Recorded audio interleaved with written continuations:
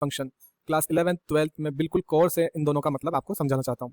Relation और function होते क्या है? रिलेशन मीन्स जो लेफ्ट साइड का जो इनपुट होते हैं, ध्यान रखना लेफ्ट साइड के जो इनपुट होते हैं उसके एक या एक से ज्यादा मीनिंग हो सकते हैं। जैसे बाघ, बाघ के दो मीनिंग है, कुत्ते का भौंकना और पेड़ की छाल। तो उस कंडीशन में ये रिलेशन कहलाता है। लेकिन फंक्शन जो होता है उसका केवल एक ही मीनिंग निकल के आता है। जैसे ट्राइंगल, ट्राइंगल का मीनिंग क्या होता है? Obviously a polygon with 3 sides. अगर मैं इस इनपुट में त्रिभुज जोड़ देता हूँ, क्या जोड़ देता हूँ? त्रिभुज, तो क्या इसका भी यही मीनिंग आएगा? ऑब्वियसली। तो ये इनपुट अलग अलग होने चाहिए, आउटपुट एक हो तो चलेगा। ठीक है, मतलब यहाँ पे एक वर्ड के दो मीनिंग हो सकते हैं, लेकिन यहाँ पे सब इनपुट सेपरेट होने चाहिए, मीनिंग एक हो तो चलेगा।